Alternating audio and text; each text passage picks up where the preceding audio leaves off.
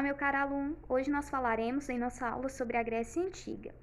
A história da Grécia Antiga é dividida em 5 períodos: período pré-homérico, período homérico, período arcaico e período clássico, e período helenístico.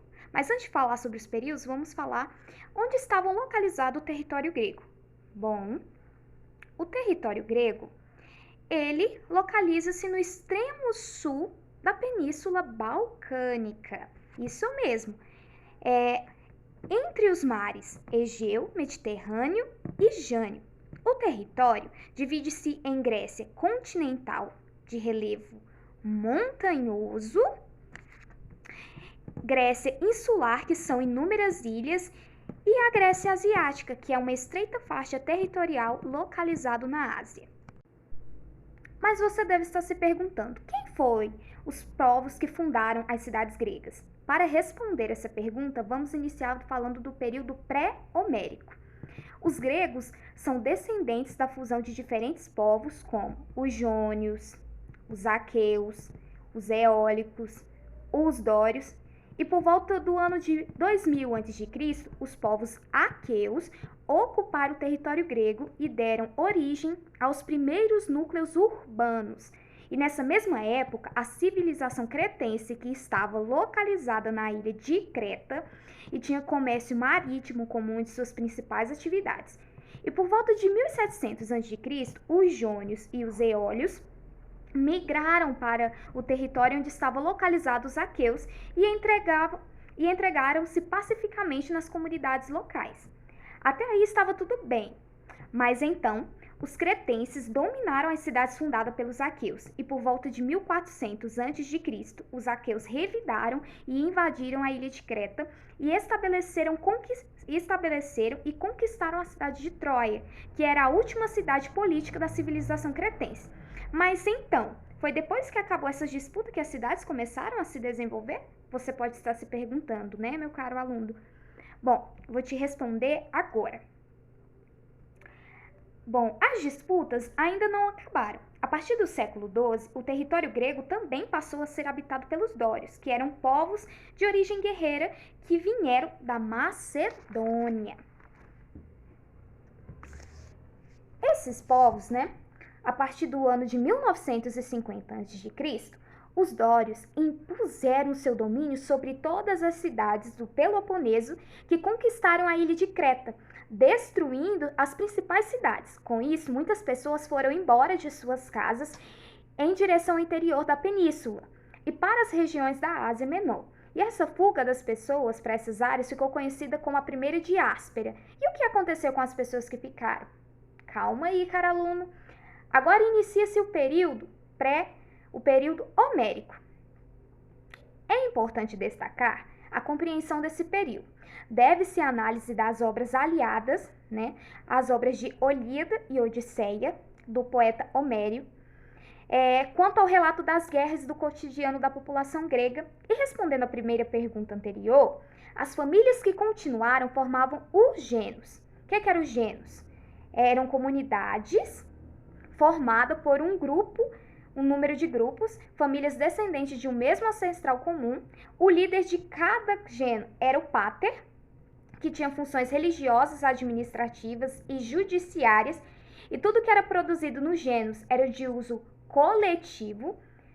No entanto, houve um período em que os recursos não eram tão bem divididos, causando uma desigualdade dos membros dos gêneros, e esses membros favorecidos passaram então a abandonar os gêneros e buscarem recursos em outras áreas, e que ficou conhecida como a segunda diáspora. Mas e depois que essas pessoas saíram, o que aconteceu com os gêneros? Agora vai se iniciar o período arcaico. Após as destruições dos gêneros, o poder do pater foi dividido entre os parentes mais próximos, eupátridas, que passaram a constituir a aristocracia grega. Buscando uma defesa mútua, os grupos aristocratas se reuniram formando os pátrias, que posteriormente se uniram contra outros pátrios e formaram as tribos para consolidar as defesas militares. Essas tribos constituíram nos terrenos mais elevados e a Acrópole, né, que era num terreno assim mais elevado e que era a sede do poder político da comunidade. Nos terrenos em volta da Acrópole, a comunidade urbana se desenvolveu, surgindo então a primeira cidade-estado da Grécia Antiga, também conhecida como polis. E quais eram as principais polis gregas? Vamos falar sobre elas? Quais eram essas principais polis? Eu iria destacar duas, Atenas e Espartas. A polis de Atenas teve início em um regime monárquico, em que o rei se subordinava a um conselho de nobres, e depois o regime monárquico foi substituído pelo regime oligárquico, em que o governo era dirigido pelos representantes das famílias mais ricas de Atenas. Depois do regime oligárquico, houve um período de tirano, que foram os governos tomados pela força e exercidos de forma individual. E quando acabou a tirania, iniciou-se o regime democrático. No regime democrático, as reformas atenienses garantiu direitos políticos aos cidadãos atenienses. Lembrando que apenas 10% da população era de fato considerada cidadãos. Houve também uma redivisão do território em unidades políticas denominadas demos, que cada uma era representada na nova Bulé, que é um conselho de 500 membros, que eram responsáveis pela elaboração de projetos de leis. Junto com a Bulé, foi criado a Eclésia, que era uma assembleia popular que tinha como função aprovar ou não os projetos de lei encaminhados à Bulé. Além da Bulé e da Eclésia, foi criado o Eliás, espécie de sorteio que julgavam conflitos, crimes e impasses. A população a qual Atenas era constituída, cerca de 400 mil habitantes. No entanto, 40 mil eram considerados cidadãos, 100 mil estrangeiros, conhecidos como metecos, e 200 mil eram constituídos de escravos, e os outros 60 de mulheres e crianças. Tanto os escravos, as mulheres e as crianças não exerciam direito de voto. Na polis de Esparta, né, que é a segunda cidade fundada pelos dórios, de governo oligárquico no formato de diarquia, no qual os dois reis estavam no poder. A diarquia espartana era regulada por 3 órgãos de diferentes gerúsia, ou seja, que eram elaborações, né, de leis, e o conselho de aristocratas, com mais de 60 anos. Era regulada também pela Apela, que era uma assembleia de aristocratas com mais de 30 anos e era responsável por aprovar ou não as decisões da gerúsia. E o outro órgão era composto por 5 magistrados, responsável por vigiar as leis, né, e fiscalizar os cidadãos e julgar os processos. A população de Esparta era formada por cerca de 239 mil habitantes. Os espartanos eram aristocratas, que eram considerados os verdadeiros espartanos, né? Aí vinha a classe social abaixo deles, que eram os períacos, e depois os comerciantes, apesar de serem livres, né? Eles não exerciam direito político e eram submetidos à autoridade espartanas. E na base da sociedade estavam os ilotas, que eram os servos do Estado. Eram em sua maioria camponeses sem direitos políticos e eram oprimidos pelos espartanos. Então, o período arcaico foi responsável pelo surgimento das principais cidades gregas. Mas e o que aconteceu no período clássico? O período clássico foi marcado por guerras, pela consolidação da democracia ateniense e por várias realizações artísticas e também culturais.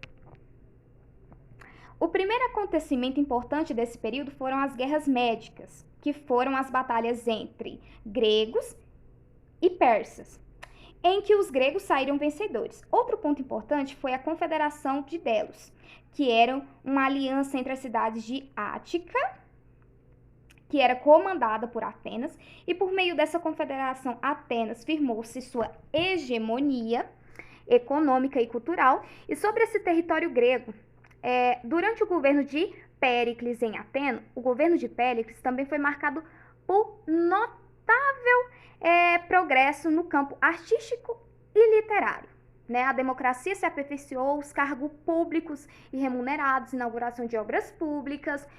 E você deve estar perguntando, Atenas, né, se desenvolveu bastante nesse período, mas a sociedade de Esparta também conseguiu se desenvolver? De certa forma, sim, mas Esparta, ela se sentia ameaçada com crescente expansão de Atenas. Então, assim como a Confederação de Delos, Esparta organizou a Confederação de Peloponeso. Após um conflito entre Atenas e Corinto, né, após esse conflito, Esparta começou a Guerra do Peloponeso entre Esparta e Atenas. Após 30 anos de conflito, Esparta, né, se saiu melhor e assumiu momentaneamente a liderança da Grécia Antiga. Mas após vários outros conflitos entre as cidades gregas, o rei da Macedônia, né, que é o Filipe II, aproveitou-se do enfraquecimento dessas cidades e conquistou todo o território grego. Então, esse foi um resumo total da Grécia Antiga. Espero que você tenha entendido, meu caro aluno. Eu já ia me esquecendo, também tem o período helenístico, né, que foi caracterizado pelo domínio macedônico na Grécia, as conquistas territoriais amplas de Alexandre Magno, né, que foram extremamente importantes, porque teve o enfraquecimento das duas elites, houve também a fusão da cultura grega ocidental com a cultura oriental, né, que é o helenismo. E é isso, meu caro aluno.